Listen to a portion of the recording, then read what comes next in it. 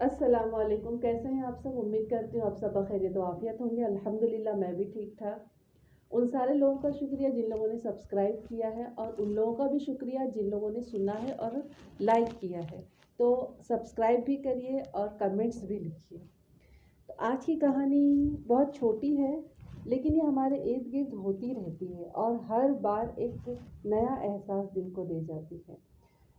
कहते हैं कि आंखों देखा जो सच होता है वो हमेशा सच नहीं होता है, और जो इंसान सोचता है वो भी सही नहीं होता है।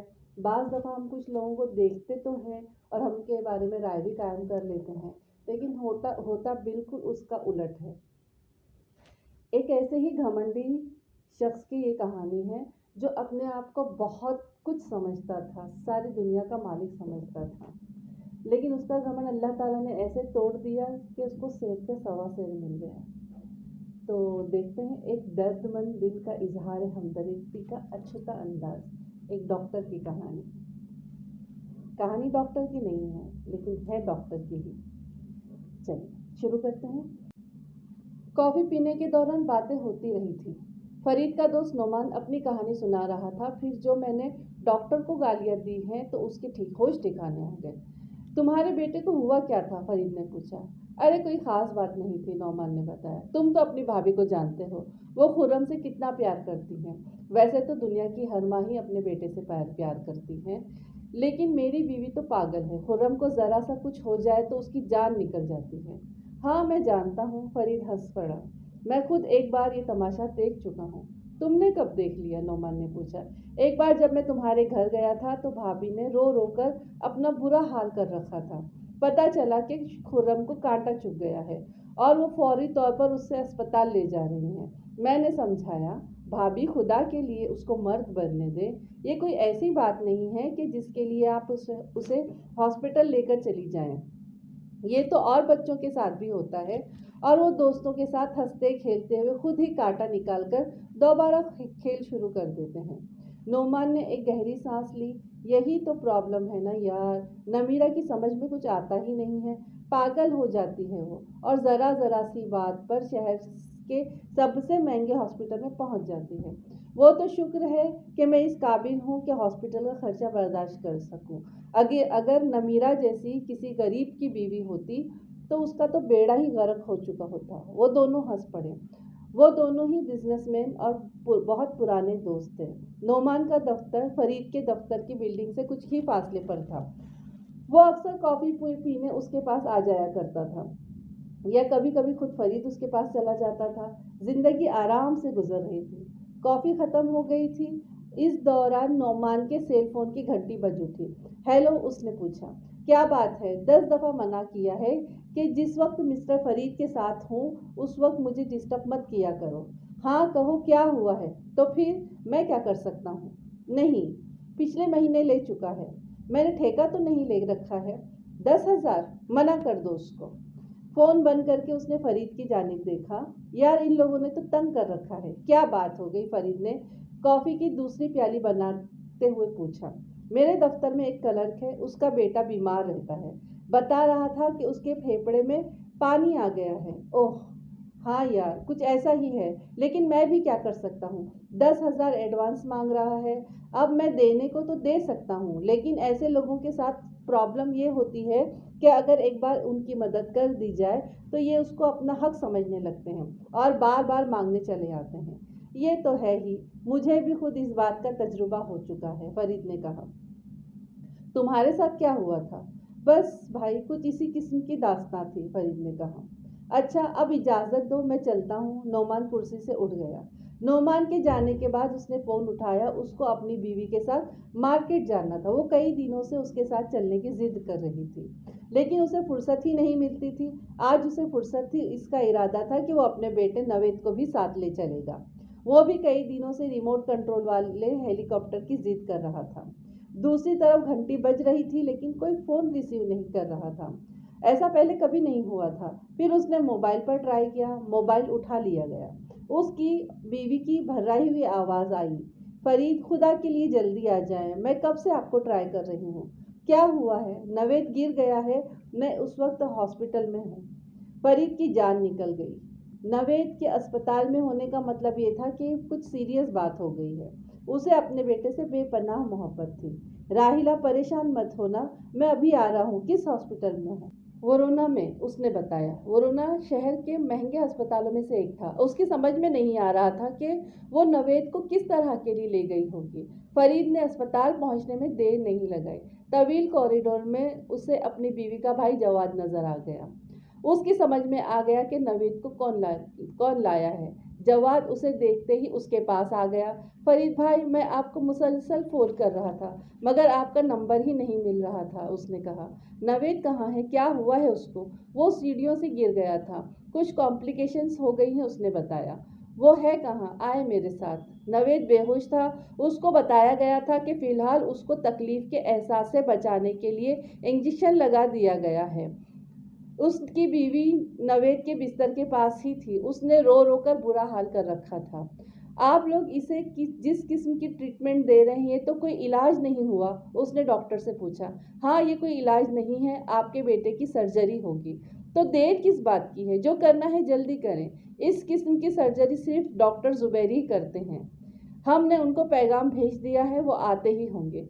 हद होती है लापरवाही की। याद रखें, मैं कोई आम आदमी नहीं हूँ जिसको आप लोग इतना इजी ले रहे हैं। देखें, हम किसी भी पेशेंट को इजी नहीं लेते, डॉक्टर ने समझाने वाले अंदाज में कहा। हमारी नज़र में सारे जो पेशेंट होते हैं वो एक ही जैसे होते हैं और इस केस को सिर्फ डॉक्टर जुबैरी ही हैंडल कर सकते हैं। हमने इनको इन्फॉर्म कर दिया है, वो आने ही वाले होंगे। उनसे कहें कि इनको जितनी रकम भी चाहिए ले सकते हैं, 10 लाख 20 लाख। माफ़ कीजिएगा, डॉक्टर का लहजा खुश्क हो गया। हमें जो कुछ भी अस्पताल से मिलता है और जो कुछ हम अस्पताल से लेते हैं वही हमारे लिए काफ़ी है। आप हमसे बहस ना करें। इस वक्त जवाद ने उसका बाजू थाम लिया था। आए फरीद भाई, इस तरफ आ जाएं। वो उसे एक तरफ लेकर चला गया। ये आप क्या कर रहे हैं? इस वक्त जज्बाती ना हो। ये कमबख्त झल्ला कर केस बिगाड़ भी सकते हैं। इस डॉक्टर जुबैरी को आ जाने दे, फिर देखते हैं क्या होता है। वो आ क्यों नहीं रहा है? बेपरवाही की भी हद होती है। फरीद भाई, इस किस्म के केसेस देखते देखते उनके दिल सख्त हो जाते हैं। ओके, फरीद ने गहरी सांस ली। बस एक बार नवेद ठीक हो जाए, फिर उसकी सख्ती को नरमी में मैं बदल दूंगा। इसी दौरान डॉक्टर जुबैरी भी आज पहुंचा। फरीद उसकी तरफ लपका, लेकिन जवाद ने उसे पकड़ लिया। प्लीज़ फरीद भाई, ये मौका इससे बहस करने का नहीं है। इसको अपना काम करने दे। फरीद खुद पर जबर करके रह गया। नवेद को फौरी तौर पर ऑपरेशन थिएटर में ले जाया गया। उसकी बीवी रोती हुई उसके पास आ गई। अब बताओ, वो कैसे गिरा? फरीद ने पूछा। बस तेजी से सीढ़ियां उतर रहा था कि पैर स्लिप हो गया। अब मेरा बेटा लुढ़कता हुआ नीचे आ गया, उसकी बीवी ने बताया। वो इसी वक्त बेहोश हो गया था। मेरी तो जान निकल गई थी। खुदा का करना ये हुआ कि उसी वक्त जवाद भाई आ गए। हम इसे फौरन यहाँ पर लेकर आ गए। डॉक्टर ने जब इसे देखा तो उसे होश आ चुका था, लेकिन दर्द की शिद्दत से मेरा बेटा बुरी तरह तड़प रहा था। डॉक्टर ने उसे बेहोशी का इंजेक्शन लगा दिया था और कहा था कि डॉक्टर जुबैरी के आने के बाद ट्रीटमेंट होगा। और वो नवाब का बच्चा इतनी देर में आया है? फरीद गुस्से से बोला। प्लीज़ फरीद भाई, अपने गुस्से को कंट्रोल में रखिएगा, जवाद ने कहा, क्योंकि नवेद को अभी कुछ दिनों तक इसी हॉस्पिटल में रहना होगा। फरीद अपने होंठ चबाकर रह गया। इसे एहसास हो रहा था कि बाज़ दफ़ा हालात ऐसे भी होते हैं कि इंसान अपनी दौलत और ताकत के बावजूद बेबस होकर रह जाता है, और ये भी एक ऐसा ही मौका था जब इसका गुस्सा और इसका मिजाज इसके काम नहीं आ रहा था। फरीद, मेरा बच्चा ठीक तो हो जाएगा ना? उसकी बीवी ने पूछा। हाँ हाँ, क्यों नहीं ठीक होगा, फरीद ने कहा। ये सबसे महंगा अस्पताल है इस शहर का। हम इसीलिए अपने बेटे को यहाँ लाए हैं कि इसका ट्रीटमेंट अच्छा हो, वरना लाखों खर्च करने की क्या ज़रूरत। इसी दौरान ऑपरेशन थिएटर में से एक नर्स बाहर आई। फरीद ने उसको घेर लिया। क्या हुआ? बताओ, कैसा है हमारा बेटा? देखें, डॉक्टर साहब ऑपरेट करने में लगे हुए हैं, मैं अभी कुछ नहीं बता सकती। वो आगे चली गई।